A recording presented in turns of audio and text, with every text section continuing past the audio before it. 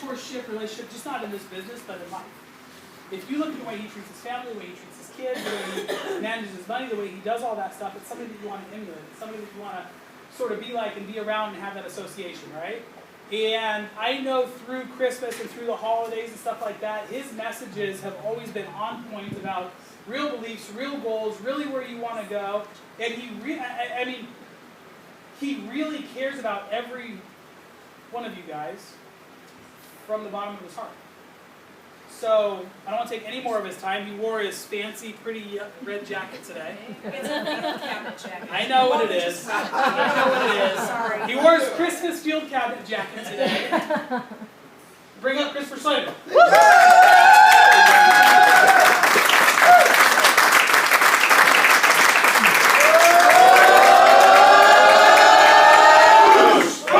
Best year ever! Best year ever! Awesome. Fired up to be here. How's everybody doing? Great!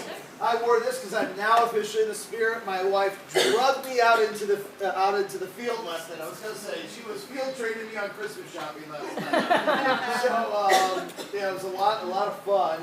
She's like, man, you just get things done. I was like, hey! Right? I want to get things done. I've got a different approach, though. I want to get a good value, but I'm like, I just want to get quality. Like sometimes there's this temptation for quality. Like, there's going to be so, like, when they're little, right? I was just talking to somebody this week who had a relative that used to work at this Mattel. That was me. Yeah. Oh, that was you? Yeah. Yeah. Was it your mother? My mom, yeah. Yeah. So, like, when my kids were little, this Mattel outlet off the 60, for like $20, you could get like 47 huge trucks, and like, we'd have all these packages, and I'd be like $20 out everywhere, right? It was awesome. And now it's like, $20 gets one of my boys like a pair of socks, the kind of socks, literally the kind of socks that they're into, are $20, right? Or my 10-year-old now is wearing these Ethicas. I don't know if they're Ethicas or Ethicas. Wesley, you're a millennial. I should know. You should. They're these boxers that sort of fit like a biker short, longer, but they got like a pattern. So he's got one that's like got a Christmas pattern, and one that's got all these colors and stuff like. These are like $25 or $30 for underwear for kids, right? But they're like all the right. It's sort of the rage. So anyway, last night we got Christmas shopping. It was just my theory is like when they're past the quantity, say this is getting good quality stuff that we really enjoy it, that will last. And so it was a lot of fun. How many of you have been on Christmas shopping so far? Good. How many of you have not so far? Woo! You ought to put some pressure on yourself.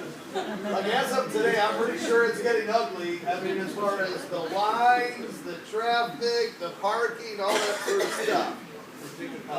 What? We're taking notes right now. Yes. We went to Tahoe Joe's afterwards and self-medicated with an appetizer and a glass of wine. Just sort of like, okay, that was a lot of money. Just sort of, let's take it down a notch and relax. But we waited till after 9 to get the appetizer special. So that's where we saved the money. Not as much on the Christmas meals, but the appetizer special. So that was good. Just to put things in perspective, I was just sharing this with Wesley. I'll share this with you guys, and I got a talk I want to get through this morning. Is this general change, right? Just to put things in perspective for you. Oh, the weather outside is frightful. Right? For all my family and friends back in St. Louis, they're just going to love that Facebook this morning, you know? It's like, really? It's like freezing, and there's ice. I was just on the news this morning, I saw there was a 55-car pileup in Washington, D.C. Can you imagine being behind a 55-car pileup? I guess like a gas trucker, like one of these big gas tank trucks, like slid off and exploded. And that, you're like, just crazy. It's craziness, right? Missouri Highway Patrol told everybody to stay off the roads last night. That's a good idea. It's bad. So, how many of you have a Christmas wish list? I want you to think. I've got a PowerPoint that I need to get into here in a second. Matter of fact, I should probably pull it up.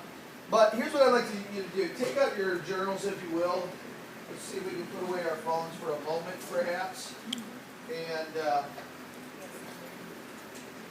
we aren't there yet. But I'm glad that you did. Yes. Put away your phones for a moment.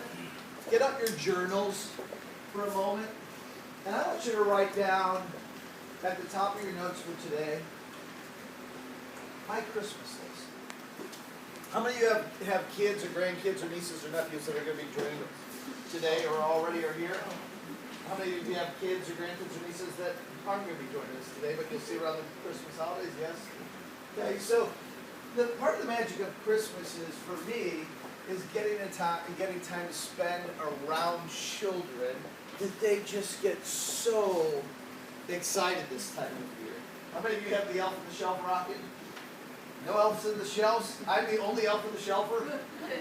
You guys know what the elf on the shelf is, right? Yes. John Champion's looking at me like I'm crazy. I'm looking at it that way too. So the elf in the shelf is this little, it's an elf probably about this big and probably about this, right, this big. James, you're all. We haven't done ours yet. Yeah, yeah. And so, depending on the household, the morning after Thanksgiving, the elf in the shelf mysteriously appears somewhere in the home. And then every night when we all go to bed, we wake up the next morning, mysteriously he's somewhere else in the home. And from the morning after Thanksgiving until Christmas, he's keeping an eye on us. He's checking out to see who's naughty and nice, right?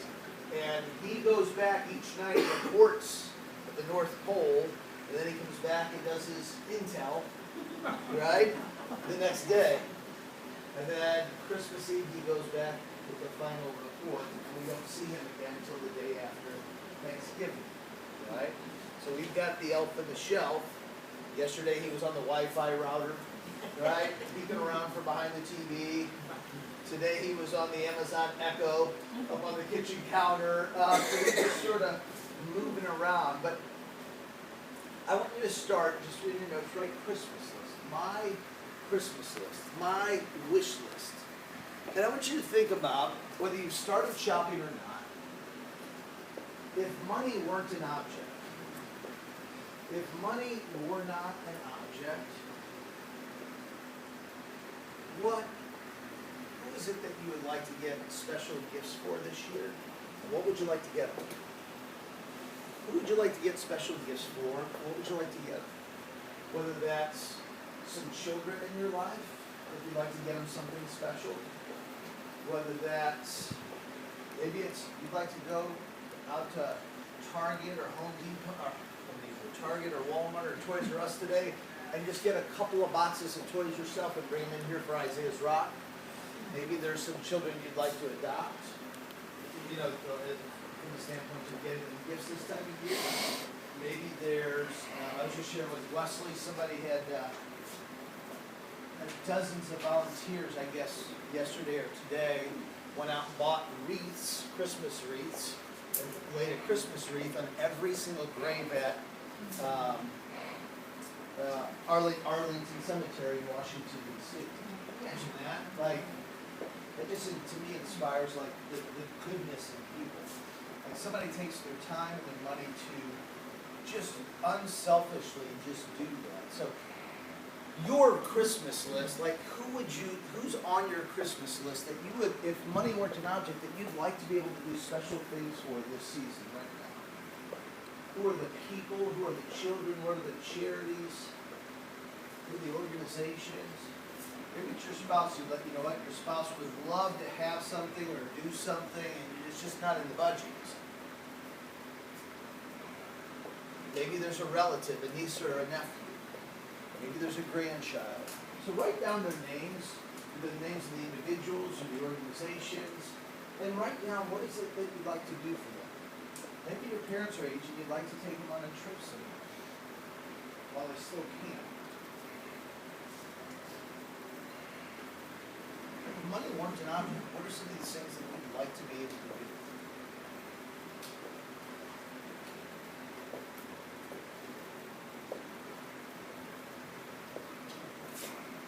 Some like to suggest that money is the root of all evil.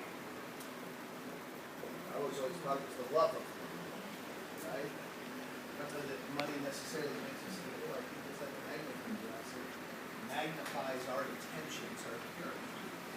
If we've got good character and want to do righteous things and want to contribute, serve, and make a difference, certainly we can make a much greater difference.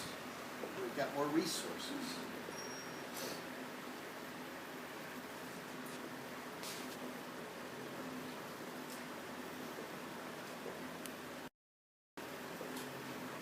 When you're done writing out that list, I want you to add one more section to the list. I want you to put your name down. And if money weren't an object, what would you like to do for you this Christmas? What would you like to do for you this Christmas? What have you been putting off doing for you because you've been doing so much for others? And every last resource, every last penny, every last moment you try and put it into your spouse or your kids or your family, like, what would you like to do that's special just for you?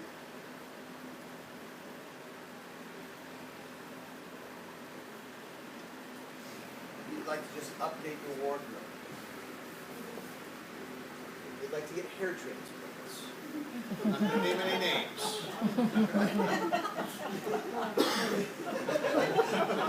Maybe you like that. Maybe you like to get a new car. I'm just trying to what are yeah. What would you like to do special for you? Maybe you'd like a spa day. Just my wife went and got not at a spa, but she went and got a treatment of sorts yesterday, and she couldn't stop talking about it. It wasn't very expensive, but it was just her taking the time to do it for her, and she just felt great. She rarely does things for herself like that. What would you like to do for you? What experience would you like to give yourself? What gift would you like to give yourself? Maybe you'd like just to give yourself the gift of being debt-free if you could. Just like the credit cards are gone, or the car payments are gone. What is it?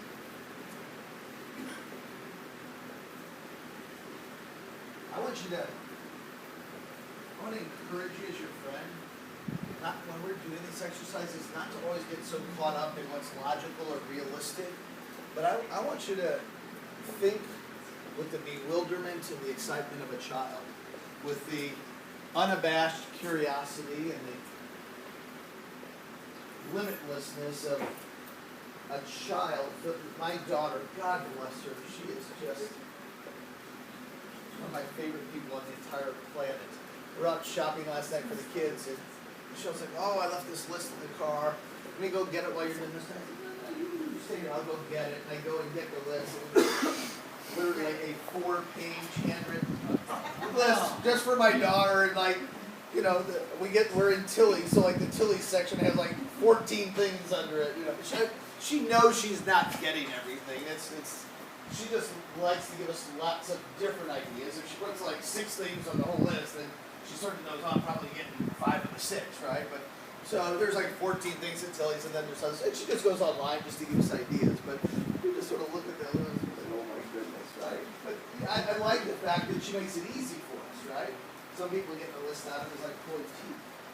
But as you put down the ideas for yourself or others, open up your mind. Let it be okay to sort of let you have that sort of Christmas spirit in your heart of a child where it's okay to just sort of wish big. After all, we've all been good this year. Who's been on the nice list? Alright, who's been on the naughty list? I don't believe. Oh, some of you I for sure don't believe. If you're on the naughty list, I'm doomed. Some of you are on the naughty list, I'm doomed. There's another list beyond naughty that I must be on if you're on the naughty list. Trust me on that. So, oh my goodness, we are way ahead of ourselves. No, we aren't. We're just okay. So, I want to go through 4 big ideas this morning in the short period of time that we have. And I wanted to start out with your Christmas list because I want you thinking about what are your dreams? What is it that you want? What are you aspiring to do? How would you like 2017 to be different? If 2017 could be the year that you just sort of take your life off the runway and just project it to a new altitude, a new level, in pursuit of not getting stuff, but in pursuit of you being the kind of person that you're capable of being. Using your gifts and talents to really serve at a completely different level. To make an impact at a completely different level. And certainly, the more value that we create, the more people's lives that we impact, the more that we tend to receive. That's just sort of the way the marketplace works. When you create a lot of value comes back. Some of you don't know this, but Wesley, prior to working with us, was working with Rick Warren of Saddleback Church. How many of you have heard of Rick Warren, Saddleback Church, Purpose-Driven Life? One of the biggest churches really in the country, right? So Rick Warren writes this book called The Purpose-Driven Life. Any idea how many copies were sold? 35 million. 35 million. That's a pretty big selling book, right? 35 million copies. And so obviously if you sell 35 million copies of anything, you're going to make a ton of dough, right? So I imagine with all that dough, he's got to have just a bombing pad, doesn't he? Probably got a different colored car for every day of the week. Probably got like fancy red jackets and stuff, right? What did he do with all that money? I'm just curious. Well, he created 2 charities, and so they've been given away a very significant portion of their income. He's a reverse tither, so he gives away 91% of his income. He summed up the entire salary that the church had paid him for the previous 35 years and paid it back to the church. So he's now the most volunteer hours every week, unpaid, at the church. Still drives the same 15-year-old car and still lives in the same house. Wow. Same house from how long ago? He's been in that house 20 years. 20 years. So long before he was this big pastor that everybody knew of, that's interviewed on CNN and writes best-selling books and shepherds other churches and so forth. So when I say this, sometimes there's this conflict, like we don't want to want so much, like that's wrong, and our beliefs are incongruent and they're in conflict. Rick is using his gifts and talents to make an unbelievable mark in the world and influencing as many people as possible for good. It doesn't mean it's like so that he can have a Lamborghini and a Bentley and a McMansion and all this other stuff. It's not about the money, it's about the contribution. But I want us to be thinking about what are the things that inspire us? What are the things that inspire us that are going to cause us to really play at a different level? So I want to share with you 4 big key ideas today to helping you begin to get the plane off the runway and really achieving the life of your dreams in 2017. Who's ready to get started? Say aye. Aye. All opposed? Aye. Motion carries. Identity.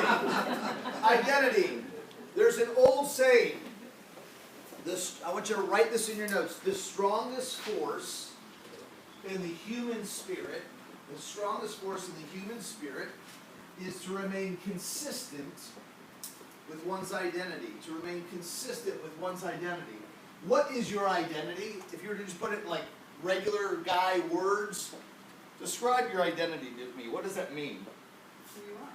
Who you are? Good. Who else? How you see yourself. How you see yourself. Excellent.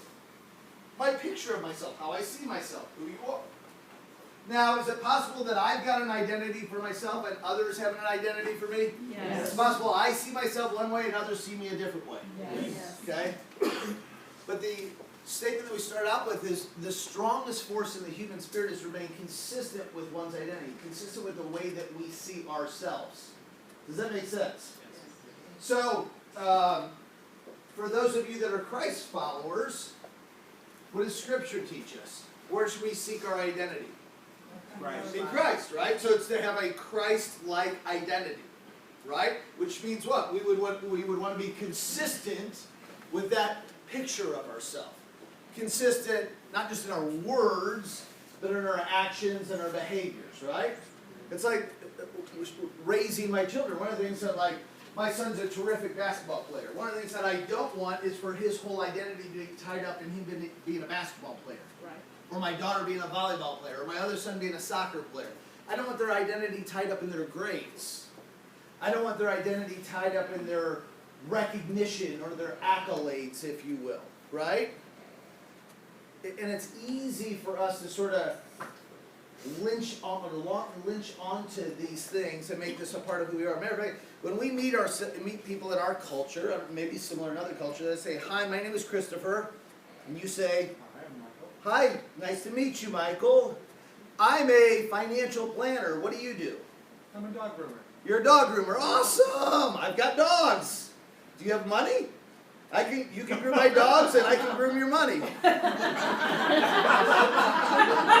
point is our name is part of our identity, right? Right.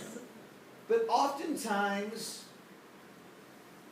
in our culture, the next or one of the very next things that we use to identify ourselves is what we do.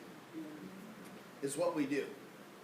Why is that important? Because one of the greatest challenges when I'm meeting with guests, right, or sitting down with somebody and having a conversation about them doing the business with us and what it can do for them and helping them to achieve their goals and dreams is, in their mind, they can't see themselves doing this. Well, I can see why you're successful doing it. I can't see myself doing it. Why? Because it's not consistent with the picture I have of myself. It's not consistent with my identity. I'm a stay-at-home mom. Or in Katie's case, a stay-at-home soccer mom, right? I'm an accountant. I'm a pastor. I'm a coach. I work at the county, right? I'm an accountant. I'm an engineer. I'm an electrician. I'm a carpenter. I'm a fill in the blank. And just notice the language. I am a, right? So the language that we use, I am, it's like we create this identity through our vocation. Now we may also say I'm a mother, a father, a husband, a wife, a brother, a sister. There's other labels that we put there. But each one of these labels creates a word picture as to who we are in our mind.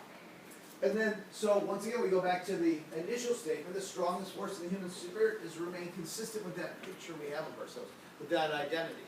Does that make sense, yes or no? Yes. Yes or no? Yes. So, to have an unbelievable 2017 and really begin to launch in the direction that you want to launch, we've got to consciously create an identity that supports us. So, how do you see yourself? Do you see yourself as a senior marketing director? Michelle got up at the area-wide meeting yesterday. What's your title? Associate. She's an associate, whatever that means. Right? Nothing in her case. But. Right. But Yeah. she got up yesterday and she said, I I bet. see myself as a senior marketing director. She invests in coaching. She invests in her own personal office, the way that she runs her business, her expectations that she puts on herself for the Wealth Bowl and how many teammates she's going to have there and how many license agents. She sees herself as a senior marketing director. Now, what are the facts? Is she a senior marketing director? No, she's not. But she sees herself as one. So how does that affect her behavior?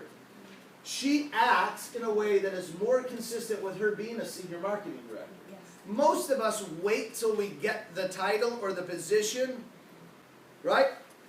I wait to become a father and then I start acting like a grown-up. No, I mean like a father. Jimmy knows I get it. I love him like he's a child of mine. Right?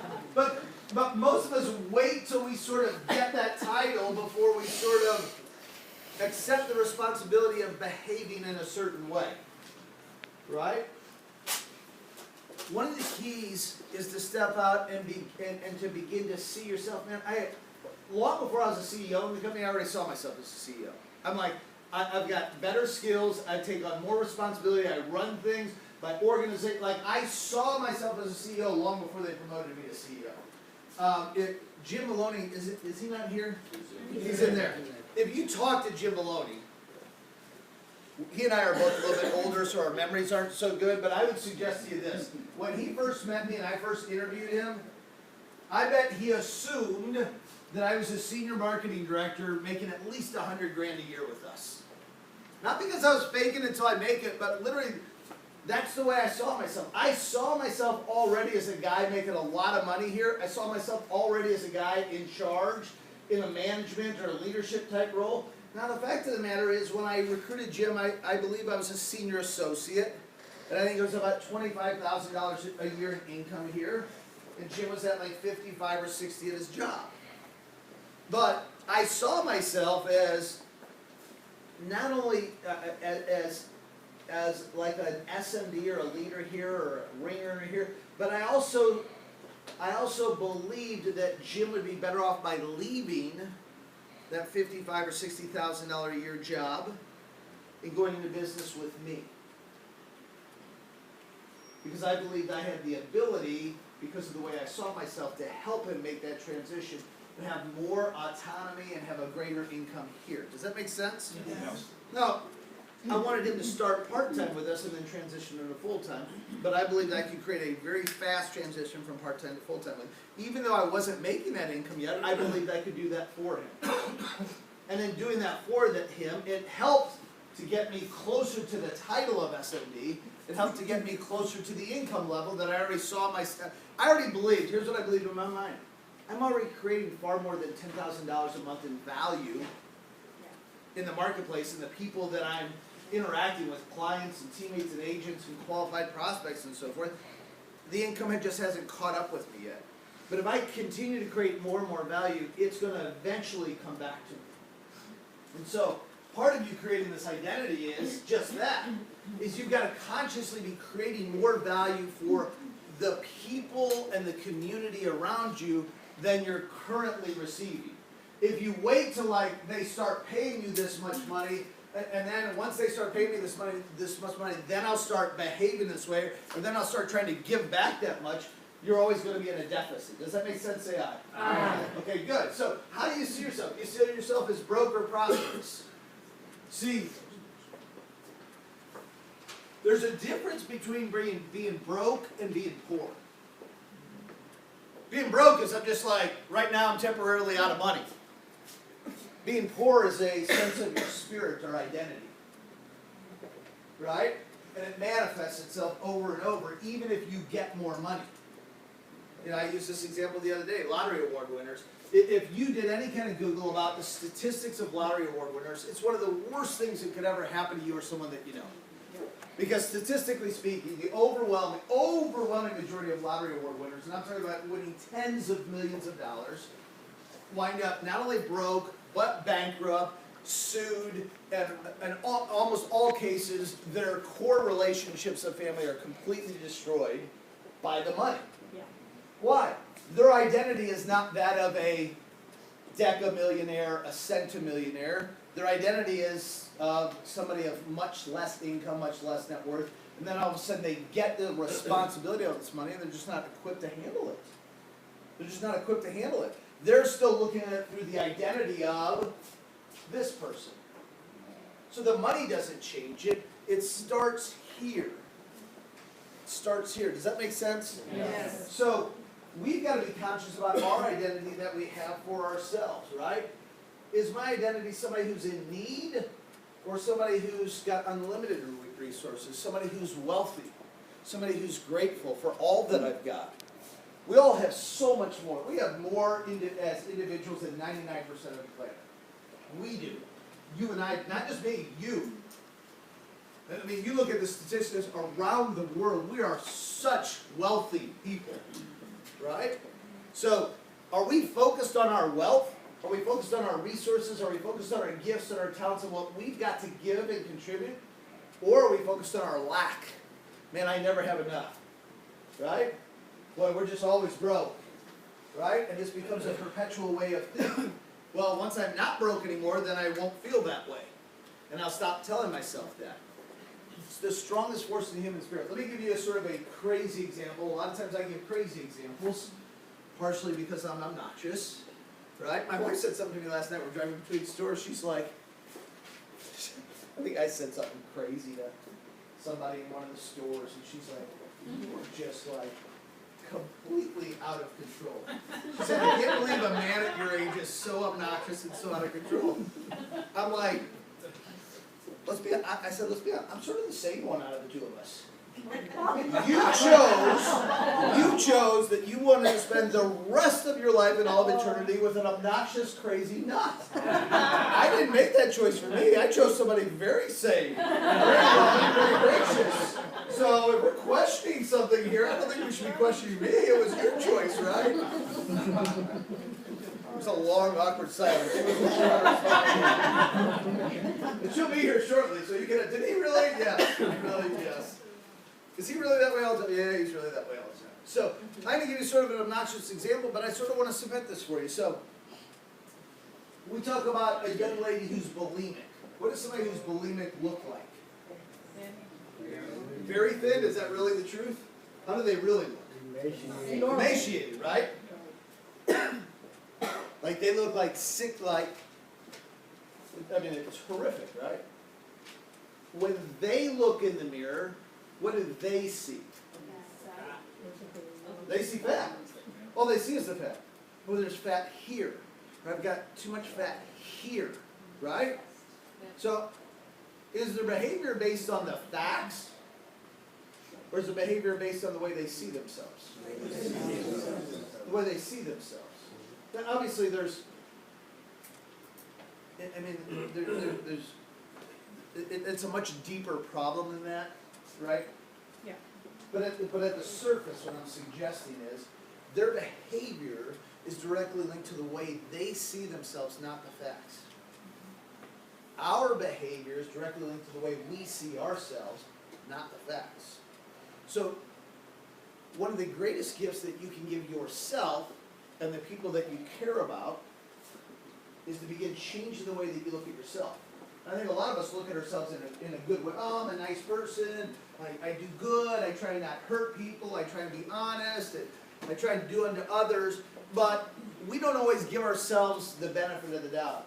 Matter of fact, somebody told me years ago, it's one of my favorite cliches, is that if you had a friend that treated you and talked to you the way you talk to yourself all the time, you'd immediately get rid of that relationship in your life. Wouldn't you? Yeah. Like, we beat ourselves up all the time over stupid stuff. We make mountains out of molehills. Right? I can't believe I did that. I'm such an idiot. Why do I always do that? Blah, blah, blah. And we just blow things out of proportion and just attack, belittle ourselves. You're not good enough. You always make these mistakes. Who are you? Who do you think you're kidding, right? And then something good happens, like we really do something good, and they're like, oh my God, that was so generous of you. That was so sweet of you. That was, oh, it's nothing. Oh, and we minimize. We minimize those opportunities to really take care of ourselves. I'm not talking about you being a narcissistic egomaniac. Like, I have zero concerns about not one of you becoming that person in this room. That's just not my concern.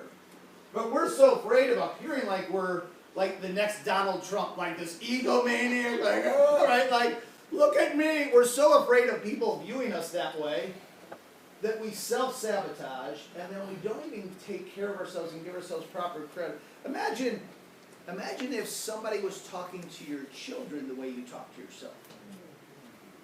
Boy, like somebody would be like rolling up your sleeves ready for a fist fight. Nobody talks to my kids that way. Oh, but it's okay for me to talk to me that way. That's different.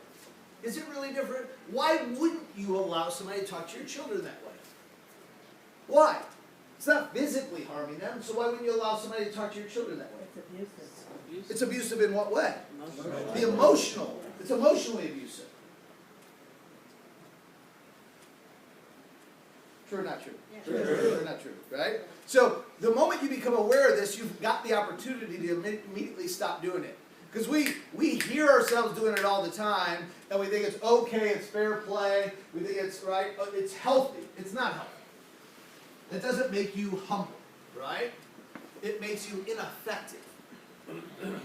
It lowers your self-esteem, your self-confidence, and your self-worth, right? So, be clear about your identity and the way that you talk to yourself and the way that you treat yourself. You know, some of us, it's like, for some of you guys are really bad receivers. And I know that about you because I used to be a bad receiver myself. Nobody can treat you to a cup of coffee. Nobody can open the door for you. Nobody can take it. Like, nobody can do it because it's like you always want to be doing for them. To be a great giver, you've got to be a good receiver. Why do we love to give to others? Because of how it makes who feel? Us feel. And then somebody wants to give to us or do something for us, and we rob them of the gift of that feeling, of that joy. Isn't that sort of self-centered? Yes. Stop doing that. Allow people to give to you and be a good receiver, right? It's awesome for them. It's awesome for them, but it's good for you too to just allow yourself to be nurtured and taken care of once in a while. Allow somebody to open the door for you, bring in the packages, pick up the tab on something, whatever the case might be. Allow them to do that for you. And just allow yourself to take better care of you emotionally, okay? Everybody committed to making their best effort at doing that in the new year, please say aye. Aye. All right, good. Your identity is a big deal. It's not the last time we'll talk about it. Why? Because it takes more than one time of talking about it for us to fully integrate it. You can make the decision right now that I'm never going to treat myself that way again. I'm going to start being way better to myself. But it's always good to have people around you and environments around you that are going to continue to encourage you to do such. So we're going to continue to encourage you. The identity of my kids, this is funny, this is old. Oh my God, they look like Martians. my kids look like Martians. They're not Martians. If they are, that would be more the genetics of my side of the family. My wife is near perfect. She's got one fatal flaw. Fatal flaw. Don't tell her about it when she gets here. But she's got horrible tasting men. Other than that, she's near perfect, right? She has no idea how hot she is. But like for us, this is all three of our kids that like at the same time received that the school gave out one per quarter in each classroom, what they call the Outstanding Christian Character Award. And for my kids, I told them every year, to me it's more important for you to receive that than any academic achievement, any sports achievement, anything else.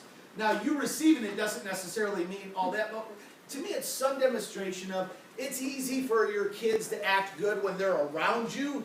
To me, what's always like, how are my kids acting when they're not around me? Right. That's really a reflection of who Michelle and I are. It's a reflection of us as parents. And so that was something that was always important to us, and still is as we're raising them as children, to help shape their identity. So how do you shape your identity? Associations are a big deal. Ralph Waldo Emerson, who was sort of like the John Maxwell of about 50, 60, 80 years ago, he was a great philosopher and an author. He said the difference between who you are today and who you'll be 5 years from now, 2021, primarily resides on the books that you read and the people that you associate with. Those two things. Now, I would suggest the books that you read today, the books that you listen to on tape, the YouTube videos you watch, what you listen to in the car, what you watch in your home, all of this information that we're putting in our minds, right? Like, I just got a brand new computer on my desk. It's got the sophisticated antivirus software so that no bad things can get into the hardware or software of my computer. We've got a far more sophisticated computer sitting on top of our necks. The challenge is we're in charge of the antivirus software, and too many of us let garbage in our minds that has no business being in there. And once it gets in there, it repopulates over and over and spreads like a disease. And we're just not very cautious about what we allow in there. Sometimes it's because we're not cautious enough. Sometimes it's because we make bad choices about what we put in there. Okay? How you see yourself and how you want to be shapes your identity. Your vision for yourself. Meditations and visualization can help, and certainly affirmations. Jimmy, you're right, I'm behind. I said, no, I'm just going to go over 4 things in general. Associations, who should you choose?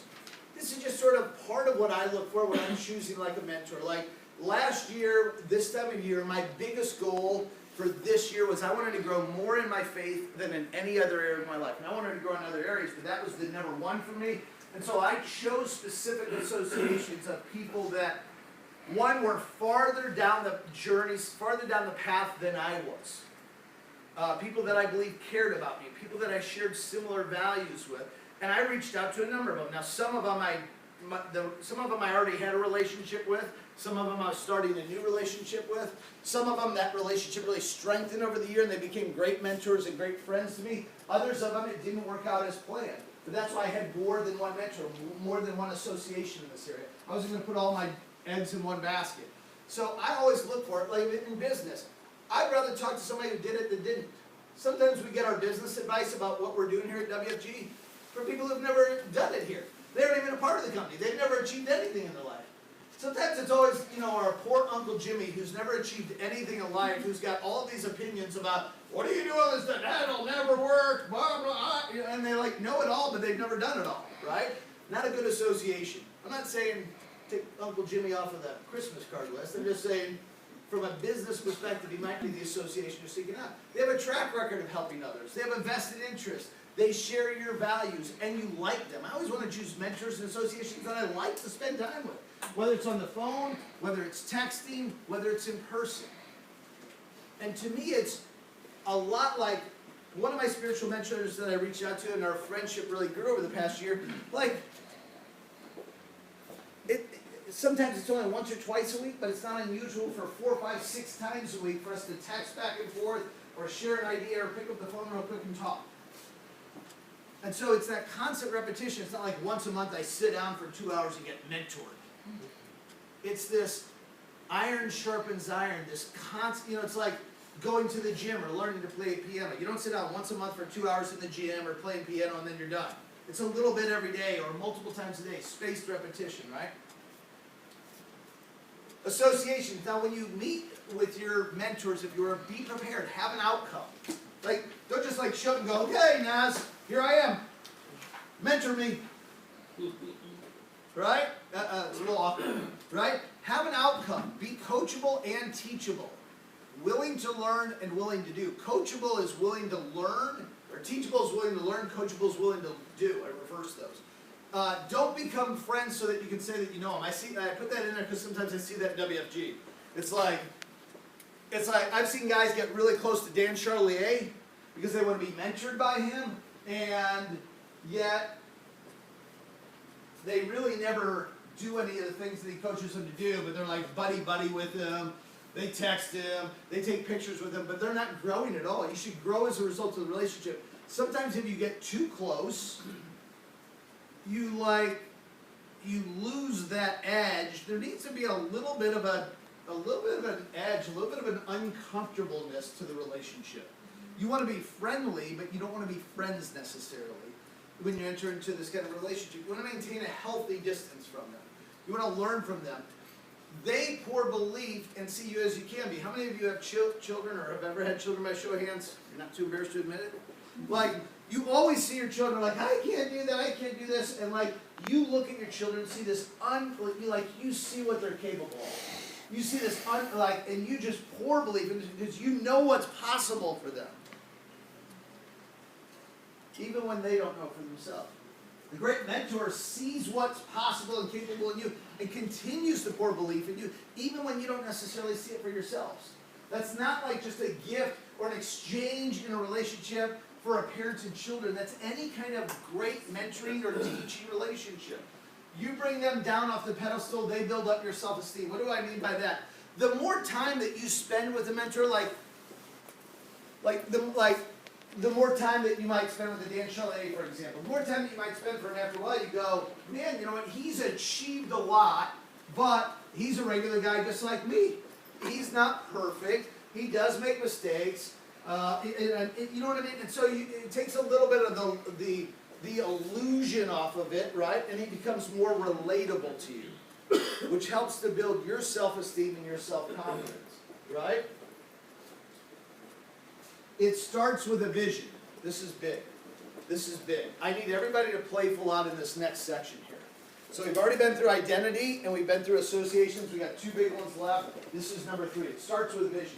How many of you are committed to playing full out? Say aye. Aye. All opposed? Okay, here we go. Your vision. Your vision of what you focus on. Do you focus on what you expect in a situation? Or do you focus on what you fear? Or are you focused on what you want? Too often times, for many of us, we're focused on what we're afraid of, and that creates anxiety. The opposite side of that coin is faith. Faith is when we're focused on what we want or what we hope for, but we can't see. Right? Anxiety is created when we're focused on what we're afraid might happen. Okay, so we catch ourselves feeling anxious or afraid. That's usually because we're focused on what we're afraid of. And a lot of times we can flip the other side of that coin. On the other side of that fear is something that could happen in a great way. But we've got to catch ourselves every time we're starting to feel a little bit anxious, a little bit fearful, and go, hey, wait a minute. What am I most excited about in this situation? What's all the good things that could possibly happen right now in this moment, or in this situation, or because of this experience? I shared this with our area-wide yesterday. How many of you know Kathy Viss, my assistant here? Right? She's a paraplegic in a wheelchair, right? And earlier this week, she was saying to me, she goes, yeah, well, one of the perks of being a paraplegic is, and I was just like, what are the perks, right? But you can be a paraplegic in a wheelchair and go, I'm a victim, and here's everything that's wrong with this situation, how unfair it is. Or you can say, here's the situation, and here's some of the perks. Same situation, different perspective. Like, she said that, I was like, oh my goodness, that's just so beautiful that she's able to utter those words. It inspires me, right? She takes away a lot of excuses, I think, for a lot of people around here. But what is it that you want? Every time we catch ourselves focused on what we're afraid of happening, or what we're anxious about, or uncertain about, we've got to go, wait a minute, what is it that I want for this situation? What could have, what's the best case scenario here? And it starts there. There's got to be a level of awareness where we catch ourselves and we go, wait a minute, I've got a choice here. I can either look for the negative, expecting things to go wrong, or fearful that they could, or I can choose it, because either way you could be right. But you putting time and energy into something that hasn't even happened yet and fearing that it might isn't going to help you. Vision, what is it? What does it look like? How does it sound and feel? By when? By what age? For example, Dr. Martin Luther King, right? You remember, he had so many, it's like we get caught up on one or two phrases or speeches, but his body of work was so unbelievable. But if most of us think of Dr. Martin Luther King, the first, and we think of a quote of his, the majority of the people are going to think of one quote in particular that resonates above the rest. And it was, he stood in front of this great group of people, right? And he said, I have a goal. Wait, no, he didn't say I have a goal, did he? Right? I have a wish. I have a hope. No. He said, I have a dream. Right? He said, I have a dream. Way different than a goal. Way different than a goal. And as he began to articulate, after he said, I have a dream, he created this vision for what he believed our country could look like. Right? Sorry about that. Oh, wrong way. And his vision was that people would not be judged by the color of their skin, right? But by the content of their character, right? That was his vision. So, was it a good vision? Was it a bad vision? Here's how powerful the vision was. Long after the man deceased, was murdered, right? His vision carried on beyond his lifetime. That's a vision, right? You think of Mahatma Gandhi in India. Well, and I think about Dr. King oftentimes too. Like, here's the irony of it, right? Dr. King was a pastor, and a husband, and a father.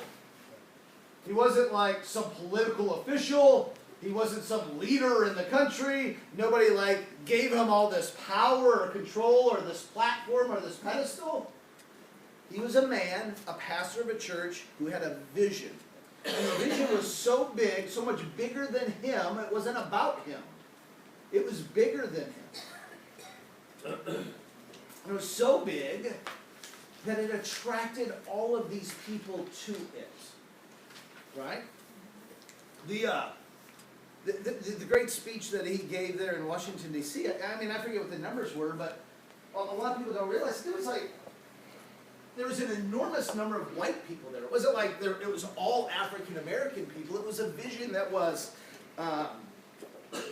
very inclusive, right? And it was very attractive to so many millions of different people. And it was so much bigger than himself. But I gotta imagine there was moments where his wife was like, dude, who do you think you are? Like, oh really, you're gonna take on the government and politicians and this whole civil rights thing? Like, you got a church, you got a small congregation, like, really? This seems like a little bit unrealistic for you to, like, do all this. I'm not so sure it's a good idea. There had to have been those conversations between him and family and friends. There just had to have been, right? Mahatma Gandhi was the same way in India, right? The British forces controlled everything. Well, he was just a guy. But he was a guy who decided peacefully to stand up for what was right for his fellow citizens and created a vision bigger than himself. And eventually, they won. They didn't have the resources. They didn't have the power. They didn't have the military behind them. But they had a vision that was bigger than that which they were fighting. Okay? So the question is what's your vision? See, one of the challenges we run into, and one of the things we're going to have to shift massively away from in 2017 is us winning and WFG being about us. It's not about you. It's got to be for you about a vision bigger than you. Like, what's your vision bigger than you that sweeps you up? You know, they talk about motivation, right? Motivation is when we do something for a motive. A motive, right? My motive is I want to make more money. Inspiration is when we're inspired. And the root word of inspired means to be in spirit. It's when the spirit of an idea, the spirit of a vision captures a hold of us and takes us forward. So as you think about 2017, really, what's your vision for your business here and your role in it and how you're going to propagate it, right? How do you strengthen that vision? How do you get buy-in from others? Why is your vision important? If it's just about motives, you'll be motivated until you get the motive, and then what? Right? It's like people go on some sort of program to lose weight, and they lose the weight, and then what? I reach the goal, and it's like, right? It comes back, right? Guilty, hello, right? Why does that happen? Because they don't have a clear vision, and their identity is not that of somebody who's thin. They just reach the goal. They discipline themselves or willpower themselves to reach a goal, but they didn't shift their identity in the process. Does that make sense? Yes. So they're not congruent in their vision and their identity, their beliefs, and so they're able to achieve something, and they're able to get out over their skis, but they ultimately fall back to who they are. Okay, so here's an exercise I want you to play full out with. Oh, God, I'm behind. All right, close your eyes. Everybody close your eyes. No touching each other, right? It's got to be a safe zone. Close your eyes and keep your eyes closed. And I want you to stick your right hand out, straight out in front of you, palm up. And I want you to, in your mind, imagine that you're holding a lemon, a fresh lemon, in the palm of your right hand. I want you to slowly lift your hand to your nose, and I want you to smell the lemon. Bring the hand close enough to the nose where you can smell what the lemon smells like. It's a fresh, ripe lemon. Smell what that smells like. Can you smell it? Can you smell how fresh it is? Right? I want you to just sort of rub your lips against it. I want you to feel the surface of the lemon. Right? I want you to slowly open your mouth. And I want you to slowly sink your teeth into the lemon, bite through the peel, bite hard, deep into the juice of the lemon, peel off a chunk. I want you to feel what it feels like to feel the lemon in your mouth, pull the lemon away, chew on it, open your eyes. What'd you experience? Grossness. Grossness, good. Sour what? You did? You tasted? You felt that? What else? What other sensations? What? You could smell it? What other sensations? Salivated? Did anybody get like salivated? Yes. Like their mouth salivated? Yeah. Anybody like pucker or get that like that weird thing going? Yeah. How'd that happen? It's how powerful your mind is. You're able to create a physiological response in your body using the power of your mind. See, a lot of times when I talk about creating a vision or visualizing things, People are like, oh, I can't do that. I've never done that before. You do it all the time. You just don't do it intentionally often enough. What I wanted to do is just give you a simple exercise to remind you of that you're capable of doing these things already. Let's just start redirecting them in a way that's much more empowering for you. Okay? So you know how to visualize. It's when you start clearly focusing and creating word pictures in your mind and allowing you to fully associate with the feelings of those word pictures. That's visualizing. A lot of times we talked about anxiety and worry, right? That's us usually visualizing bad outcomes in our lives before they actually happen, oftentimes when they're not even going to happen, right? We've got the power to visualize things. Part of 2017 is we've got to create pictures in our mind of what we want our lives to look like a month from now, 2 months from now, 6 months from now, at the end of the year. What do we want December 2017 to look like? What do we want our relationships to look like? Our health? What do we want our faith to look like? What do we want our family to look like? What do we want our income or our resources to look like? What do we want our business to look like? Create pictures in your mind. Your goals should be as much about written ideas and affirmations as they are about pictures. Clear pictures. And they can be pictures certainly on a vision board, but the most powerful pictures are the ones we have in our mind. Here's the problem with vision boards. Number one is a lot of times vision boards are too retail oriented. They're all about stuff that I want to get. They're motive based, right? That's one of the problems with it. Oh, I got a Gucci this and a Louis Vuitton that and a Rolex this and a Lambo, and right? They're all stuff, right? And the number two is, in my mind, oftentimes they make us lazy. In other words, we see the pictures, but like when you saw that picture of lemon up there, did that create any physiological responses in you? No. It's when you visualized it with your mind, used the power of your imagination that created the physiological response. The picture didn't do that for you. I could leave the picture up here all day for the rest of the month. It's not going to do it for you. It's just a picture. You'll disassociate it with it. The power in visualizing is fully associating at a neurological level the visualization, the picture in your mind. So imagine fully, like getting a picture in your mind of what you want your relationship with the most important person in your life to look like. And getting a clear picture of that and fully associating that picture. What it looks like, what it feels like, what are the words that you hear, the sounds that you hear, how does it feel to you? At the same level. 2 minutes. If you got to guess, 2 minutes. You're going to miss the most important part, but that's okay. 2 minutes. You did the most important part. You got guessed it. Okay. So, take time. We're so busy not getting things done. Take time to visualize what you want. You'll find you're far more efficient, far more effective. And when you start, now sometimes we're like, I'm not good at this. You know how you get good at it? Practice it. Spend a few minutes every day after you get done reading your goals. So just close your eyes for a few minutes and just create these pictures and allow yourself to feel the feelings. And over time, the pictures get clearer and clearer and clearer. They become much more similar, and all of a sudden there's this picture in your mind. Then you know what happens? You've got to do something, and you don't feel like doing it. All of a sudden you get this picture in your mind and you go, nope, I got to do it now, and here's why. That picture. That goal, that vision I have of the way things are going to look like. You think Dr. King ever had times like, oh, I really don't feel like going out and doing this today? But yeah, but he had a vision that was so much bigger than him, that inspired him, that vision, that picture was so clear in his mind, it's like, I have to. It doesn't matter if I want to. It's not a matter of what I want to do. It's a matter of what I have to do. Right? It's too big. It's too important. All right. Well, what? Power of the mind. I can't believe I'm not going to get to the best part. Oh, actually, we got 7 minutes. I can get there. So, power of the mind, real quick. When it comes to goal setting, this is an old study. It's famous. They took three groups of kids. One group of kids. So all three sample groups shot free throws, and they noticed like how many free throws they made out of 20. Right? Group one then, for the next 21 days. Practice shooting 20 free throws a day. Group 2, for the next 21 days, didn't shoot any free throws, but they visualized in their mind for 20 minutes shooting free throws. Group 3, they took 20 free throws and visualized shooting free throws. Group 1, the group that practiced shooting free throws got a little bit better over the course of 21 days.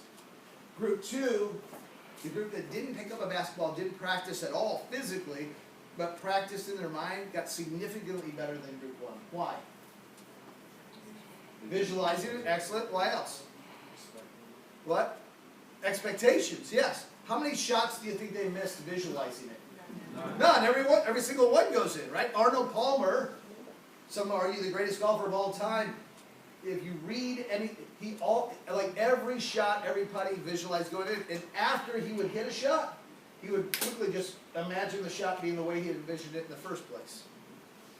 The best results were from group 3, the group that practiced it but visualized it at the same time. When you read your goals and visualize it, and then you put into practice the things that you're reading and picturing in your mind, that's where the synergy of the greatest improvement, the greatest progress takes place.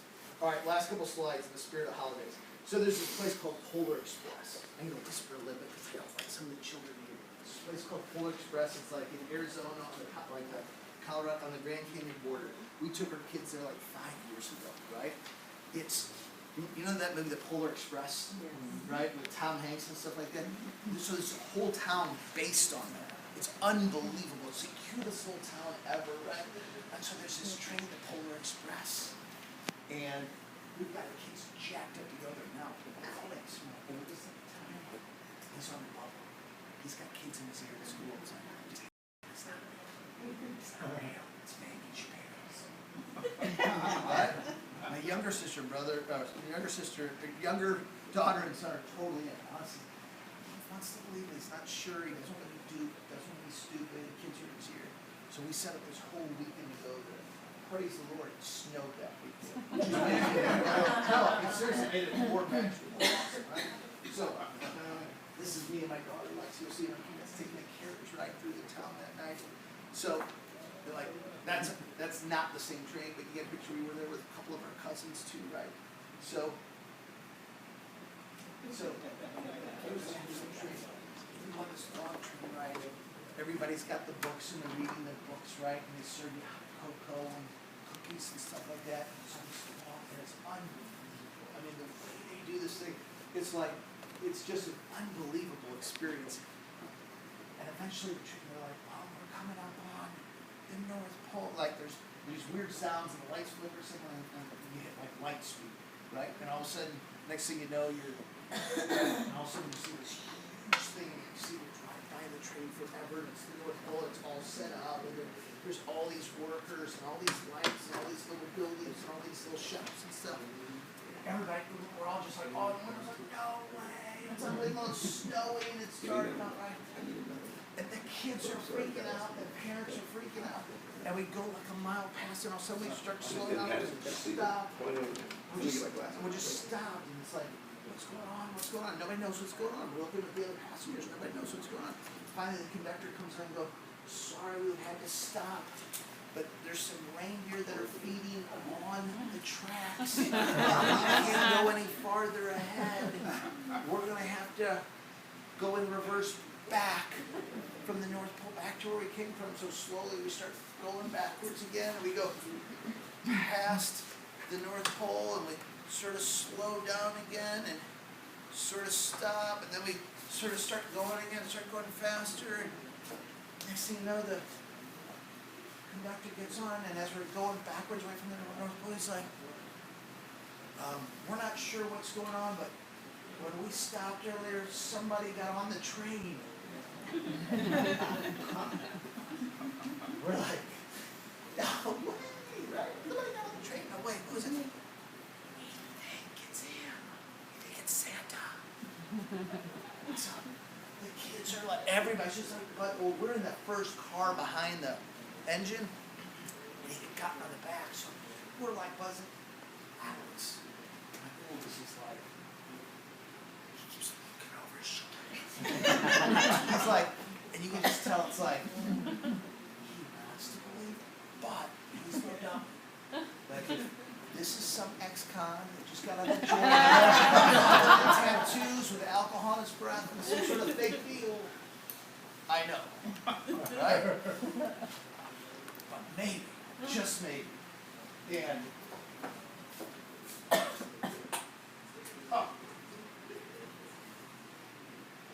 see by the look on his eyes. Right?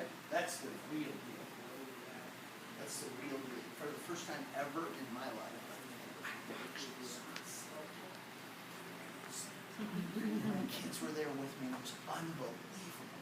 And he gave us each one of the kids a little bell from one of the reindeers. It was awesome. Right? So, here's my message to you. If it wasn't for Santa, which it was, if it wasn't for Santa, and Alex had that, gave up saying, I'm out. I'm not buying this store anymore. I know you will. Right? If he would have said that, guess what? He still would have gotten tons of presents. Christmas still would have been awesome. We wouldn't have like boycotted. But let's be honest, the fact of the matter is, we believed for one more year. Right? We believed in magic. Christmas. I see. One more year. Christmas. Awesome. Just awesome. In the way that this part of Christmas can only be awesome for a child from use. Right? So the question that I have for you is, do you believe in the magic of WFG? Because either way, we're going to keep putting on meetings. We're going to keep recruiting new associates, changing their lives. We're going to keep sitting down with clients, making unbelievable differences in their lives for them and for their family for decades to come. We're going to continue to change our families, our communities, and our nation with the magic of this opportunity. Whether you believe in that magic or not, we're going to keep doing it. You can keep coming to meetings. You can keep doing what you're doing. But if you believe in the magic of what's possible here for you, the whole experience is different. But if you're too smart to believe in the magic, you're too smart for the rah-rah and the motivation, you're too smart for all these Jedi mind games about beliefs and associations and visions and identity, you're too smart for all that. Just show me how the products work. We'll still have Christmas and we'll still have WFG, but you're going to miss out. Here's what I know. We just qualified again for Hawaii. I don't know how many times we've won. It's been a bunch. I'm grateful for that. But when we go to celebrate in Hawaii with 600 some odd other families, here's what I know.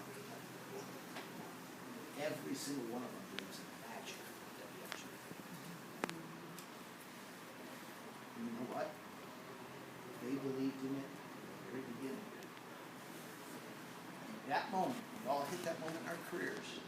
It's not happening as fast as we want it to, or as big as we want it to, or we're unsure. Maybe some people get it, and other people don't. Maybe some are nice and some are naughty. Maybe I'm just one of the naughty ones, and I try hard. It's at those moments that you got to double down and go, I still believe in the magic of me winning here. I still believe in the magic of my vision of the difference that I can make. I'm excited about it.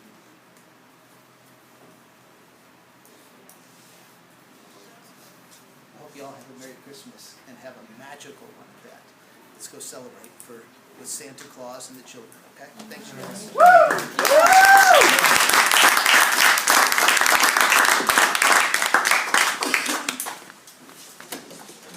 Nice presentation, Jim. Oh, so you definitely.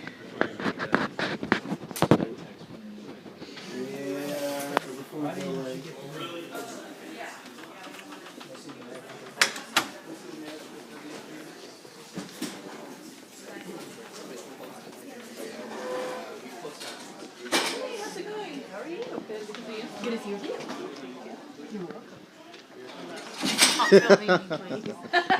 Too late. It's live.